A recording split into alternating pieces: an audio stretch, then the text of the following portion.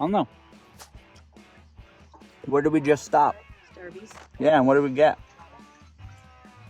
4 egg sandwiches and coffee. Yeah. And treasure. So did we hit our protein goals? I don't know. Yeah, we did. We are going on a road trip. It is the first one we've gone on in a while with our son and my very pregnant wife. And I'm going to show you exactly how to eat to stay in your calorie deficit while traveling. So let's have some fun. Whoa. Easy thing in the glove compartment. Show them your snacks. I'm showing my snacks. No, I mean your pouch. Oh, my pouch. I guess I should show you that. My wife packed. Everyone needs a pouch. Daddy snacks. You could take that however you want to take it. But these cookies and cream protein bar, about 200 calories, but there's 20 grams of protein in it. So we'll take it. And then we have a bunch of other snacks and stuff too, but trying to keep it to a minimum. Okay. Any words of wisdom? Oh, yes. Made it to our very fancy hotel room with our son. Had some coffee.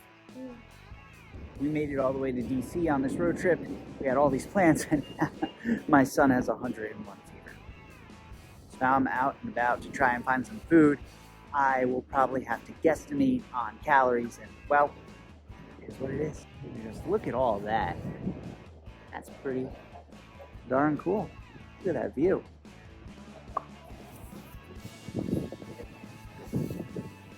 So, if you're out to eat and you are trying to track your calories accurately while you are traveling, something that you can consider is where you're going to eat. You can check and eat your calorie tracker, see if that restaurant is there and that particular meal is there. So if you're going somewhere like a Chipotle, just look up Chipotle and see what those calories might be.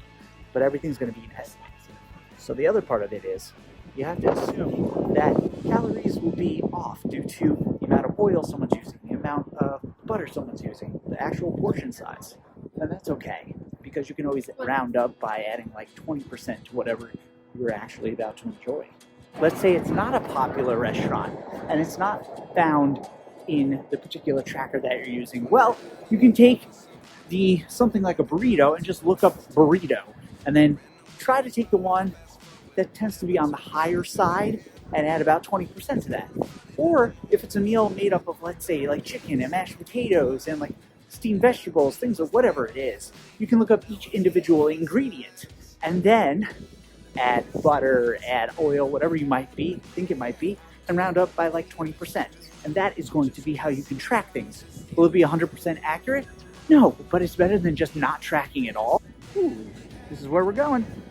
Okay, just picked up some food to bring back to the room. I did end up going with some chicken. But here's the other thing you can consider when it comes to eating out. You're never going to be 100% accurate. You're just not. It's all an estimate anyway. So what you can actually do while you're traveling, if you do plan on having like a ton of meals out, you could actually kind of do like a modified fast. What I mean by this is breakfast, lunch, really go high protein. Keep it high protein and go low carbs, low fat. Focus on, if you are having carbs, make it more fibrous to help keep you full. But by going that option, you're actually going to keep your calories pretty low, but still stay full, stay satisfied. And then when you get to dinner time, well, you can kind of just have more wiggle room, which makes life a lot easier, which means you're more likely to actually be within range. You can also understand that technically, one day, one meal is not going to mess anything up. And when you go on vacation, you also have to keep in the back of your mind, you're not messing anything up. You're on vacation. You just think of it this way. The weight you gain on vacation is borrowed weight. You just got to get right back to what you were doing prior to that, and everything's going to be fine. I think the problem is when you travel a lot for work and you treat it as a vacation every time you're going out to dinner, doing all these things. That's where you have to look at accountability. That's where you have to do some better planning. You can be dialed in the rest of the day, understand you have that wiggle room, or you can even understand that you'll be at calorie maintenance when you're traveling, and you can go into your deficit, hit things really hard, be dialed in, but it will take you longer, and that's okay because it's part of your life. So I'm going to dig into this food, see if it tastes good, hopefully my son's feeling better. And yeah, welcome to DC.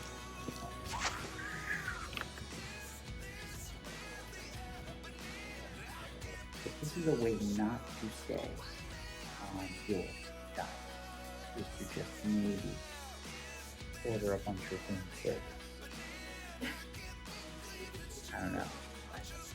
Whose fault is it? What is in there? Yeah, their fault. Oh. At least the water is okay. Also, I have low blood sugar too.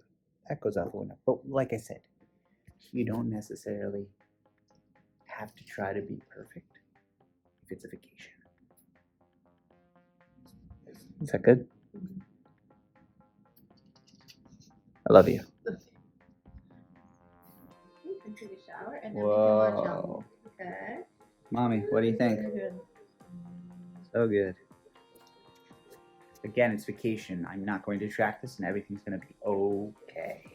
Made it back from our trip, and if I'm completely honest, that was not what we had planned. In fact, we had planned to go on a little getaway with just my wife and I before our next kid arrives.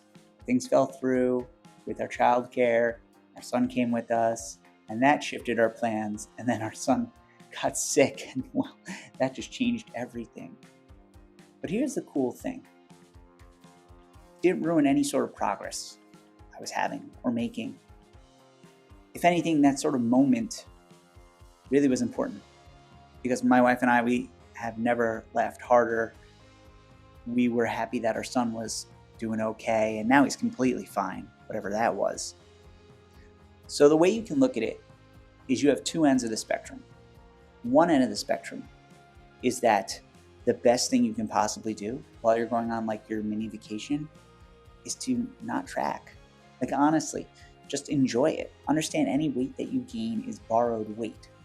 Understand that it's okay that scale fluctuates.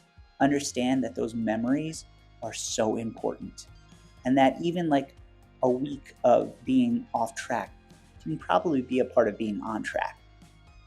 And on the other hand, if you're someone who's traveling for work and this is a part of your lifestyle, you have to ask yourself the question of, can I be dialed in? And should I be dialed in? The answer is you probably should be dialed in, but that might look different for you. It might mean doing something like I talked about, like a modified fast, where you're prioritizing protein and fiber the front half of the day, and the second half of the day when you go out to those dinners, well, you have a little more wiggle room. Some people might say it's completely out of their control, like they have to drink, they have to do this or that. No, you don't. No one is forcing you to do anything. So you can make calls, you can make adjustments. You can still get exercise in, you can still stretch, you can still hit your steps, you can still do things. It might not be a normal thing that you're doing right now as someone who has to travel for work often, but it is totally something that is feasible in some regard. So you just have to ask yourself, what's actually possible? What is the small thing that I can do? And is it going to take me longer to get where I want to go? Probably. But what really matters at the end of the day is being consistent and finding what consistency looks like for you. So I hope you found this helpful. Maybe I'll do some more vlog style videos at some point. Make sure that you're following, subscribed, have notifications turned on, and leave a comment below with your thoughts, any questions. More than happy to answer them. Without further ado, remember, you're one day away from getting back on track and one day away from realizing how fucking amazing you are.